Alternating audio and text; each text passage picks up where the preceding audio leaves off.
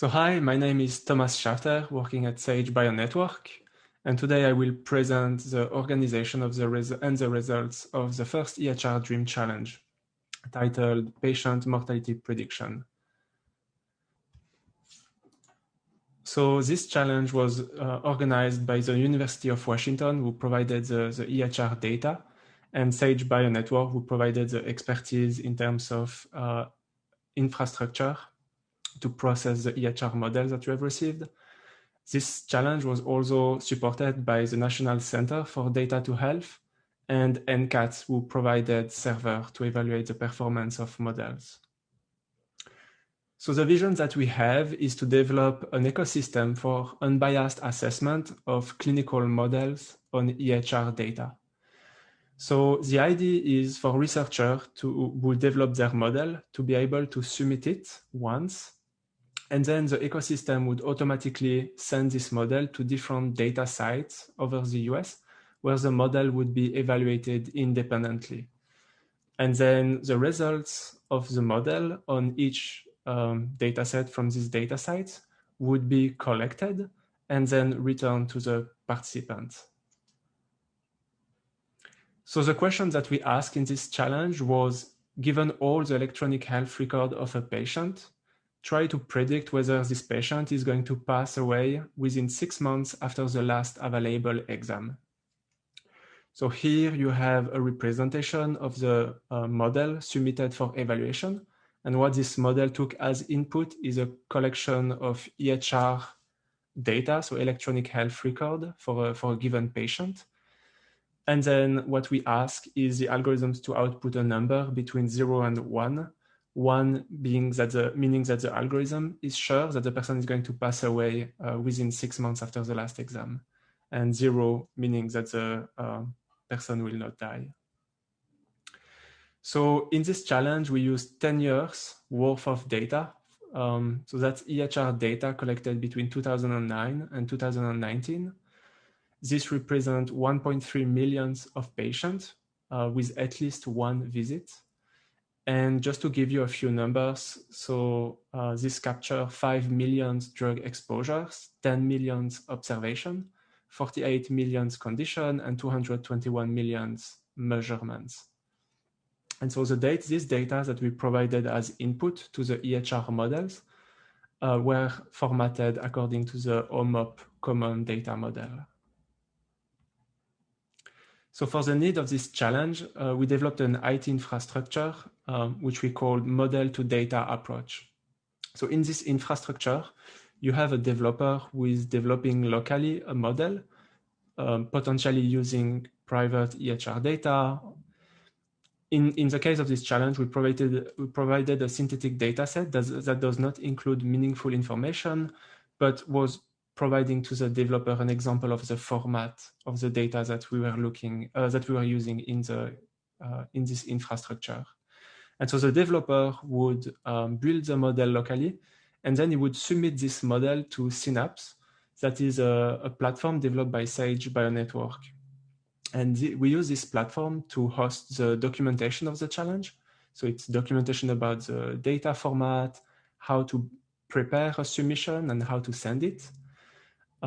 This space also provided the developer with a dashboard where he can track the progress of his or her submission, a leaderboard table to compare the performance with the performance of the model of other developers, as well as a space where the developer could discuss among themselves, as well as discuss with the organizer of the challenge. And so the way it works is that once the developer have submitted their Dockerized model, the model was sent to an NCAT server for validation. So on this server, we used synthetic data that did not contain any PHI, but we were able to use this data to train the model, to run the training program of the model, and then later run the inference program of this submission. And then as the output, we obtained a prediction file. And then we performed some checks. For example, we tested that all the patients included in the data set had a prediction in this prediction file. We also performed other validation. such as we evaluated the runtime of the algorithms, and we applied a cutoff so that once we apply the model on the entire EHR data at UW, which is several times bigger, we know that the model is not going to take longer than a couple of days.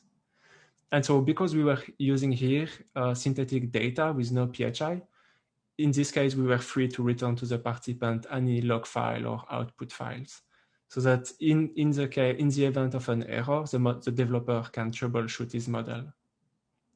If the model passes this validation stage, then the model is automatically shipped to UW Medicine server, where the real EHR data are. And so the only thing that goes inside this very secure network is the model submitted. And so here again, we go through the process of training the model by running their training program, which output a trained model. And then the trained model is fed as input to the inference program. And then the inference program is used to generate prediction about for patients in an evaluation set. And then we evaluated the performance of this prediction, which is actually the area under the RO curve and area under the precision recall curve. And the only bit of information that left this secure environment are these two performance metrics, which were then returned to the participant. So this is a traditional challenge timeline of a DREAM challenge. So we started with a pre-registration phase and open phase, and then we had a leaderboard phase divided into 3 rounds. And in each of these rounds that lasted about a month, developers were able to submit up to 3 times. And so in this leaderboard phase, we used data collected between 2009 and 2018. And because we wanted to evaluate model in a prospective manner, then we took the model and evaluated them on an unseen data set that was composed of data from 2019.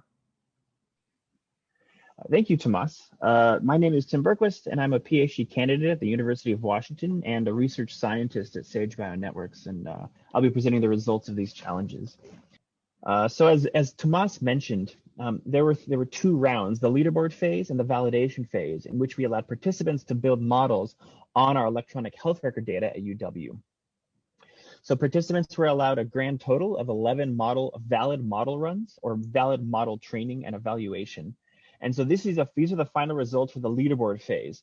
So at the end of this period, we had 14 models that all scored over 0.9 AUROC, area under the recall curve, and the top 4 models all scored over 0.2 area under the precision recall curve. The way we scored this challenge was that the area under the recall curve was the primary metric, and then the area under the precision recall curve was the tie-breaking metric. So if we decided that there was not a significant difference between the 2 AUROCs, we would then turn to the AUPR as the tiebreaker. So here you're seeing the top 14 or top 13 teams. But then we took after the leaderboard phase was done, we had one more final submission from each team that we then evaluated against this future data set, the validation data that Tomas mentioned in the timeline slide, where we pulled patients who appeared at UW during 2019, and we took all of their data and we evaluated models against those to see how well a trained model would prospectively be evaluated on a live new incoming data. So the results of the validation phase were that only, if you remember, the top 14 had over 0.9 AUROC. During the validation phase, only 3 people stayed above 0.9. Everyone else dropped drastically to 0.8 all the way down to 0.7. And you can see I'm highlighting here the top 5 teams, and there's their corresponding lines in the area under the recall curve and the precision recall curve. So this is just showing the decrease between the leaderboard phase scores and the validation phase scores. And really the top 5 teams who are in the top 5 for the validation phase were not in the top 5 for the leaderboard phase. And they just were able to build models that generalized better to a future data set. Specifically here at the top was UW Biostats, and I'll talk a little bit about their model here. So the top team was UW Biostats, and this is not University of Washington. This is the University of Wisconsin Medical System biostatistics team, and they built a model that was pretty cool. They had they did a light gradient boosting method, where they used 1,400 features that had non-zero weights, but each of these features incorporated over 1 million unique concepts that were in UW's data. And the way they incorporated them is that these features are part of what are biomedical ontologies, things like SNOMED or ICD-9, where you have granular concepts at the bottom of these hierarchies that are children to parent codes that are more and more, that are broader and broader in clinical categories. And so they used a roll-up algorithm where they took these low-level concepts and rolled them into higher-level clinical concepts and used those as their features. So they took over 1 million, rolled them up into 1,400. And they also used measurement values. And so you can see in the top 5 features here on the right, of the top 5, 4 are actually explicit measurement values. So the average pulse of a patient over the past 6 months, the average diastolic blood pressure over the past 6 months, average systolic, and then also the latest systolic blood pressure measurement in a patient's record at the time of prediction. And they had an interesting way of training their model. So rather than taking all the historic data we made available to them, they upweighted the more recent patients in the data set to make their model more fit to the more recent data. EHR data can change a lot over time. There's a lot of concept drift that can happen. And so doing so seemed to make their model more robust to future change. So between incorporating over 1 million features and upweighting more recent patients, they were able to generalize better to future data sets. So after the validation phase, we took a deeper dive into the performances of these different models. One of the more relevant topics today is the impact of racial bias on in machine learning. And so we wanted to take a look at how models performed across different demographic variables. We have to move beyond this idea that models should only have one score or one metric. And so we wanted to take a deeper dive into these. And here's just a few papers kind of highlighting this problem. So what you're looking at here is the bootstrap distribution of the top 10 models broken down by race. And we're looking at how they perform across each of these 4 race groups.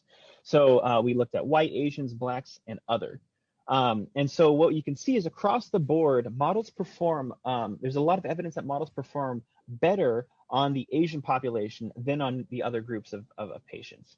And the heat plots you see on the right here are the comparison between 2 racial groups. So if you look at UW Biostats and we see the Asian group, you can compare that along the line to all the other cross references to each of the other racial groups. So the first square there that's red is comparing whites and Asians. And so the red just means that there's a lot of evidence to suggest that the Asian population has higher accuracies with UW Biostats models. The other interesting thing to look at is when we compare across methods, how models perform across different racial groups. So if we look at ProActa and PNP India, when we look at the high level category, the high level score of ProActa's model, they perform better than PNP India. However, when we look at PNP India and how they perform on the Black population versus ProActa's performance on Black population, there's actually a shift. And PNP India is more accurate on the Black population than ProActa is.